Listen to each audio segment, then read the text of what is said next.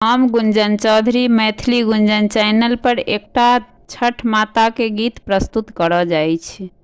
अहाँ सबसे आग्रह जे गीत के अंत तक जरूर सुनब। सुपली आना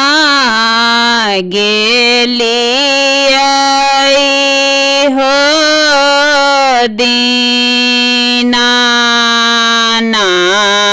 दीनानाथ डोमा बादुआर डोमा के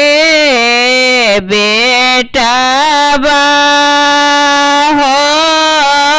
दीनानाथ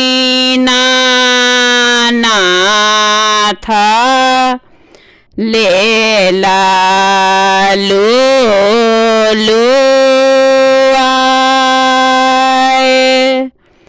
दूरी जाही दूरी जो गे बाझीना दूरी चली जो तोहरे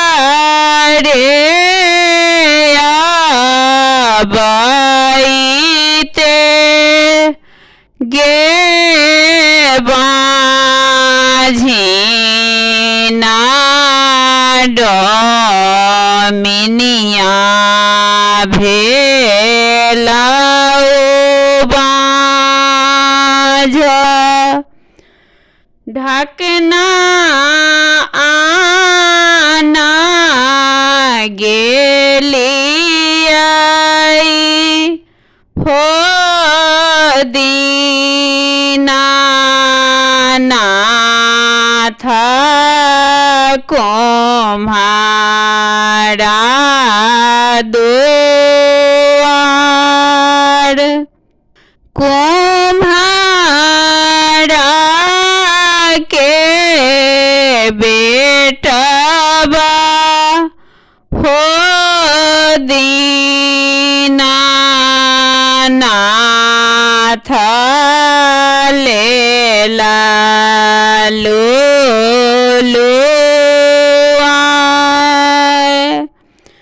दूरी जाही दूरी जो गे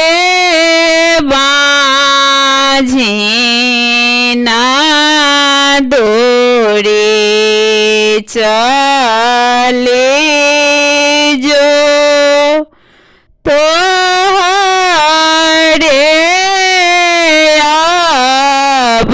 आबाईते गे बाझीना कुम्हनिया भेलाऊ बाझ केड़ा आना गेली हो दीनानाथ बानिया दुआर बानिया के बेटवा हो दीनानाथ लेला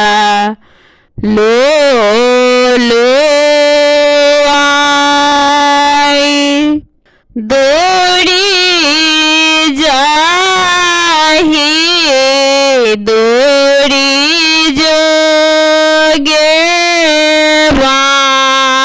बाझीना दूरी चली जो तोहरे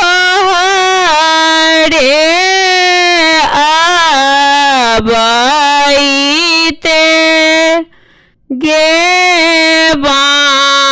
बाझिन बानी अनिया भेला बाझ पोला आना गेलिया हो दीनानाथ मालिया दुआर मालिया के बेटवा हो दीनानाथ लेला लो आई दूरी जाही दूरी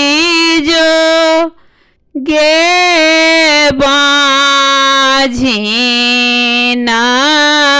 दूरी चली जो तो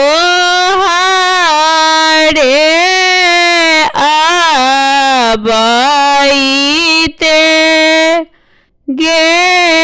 बाझिना मालिनिया भेला बाझ।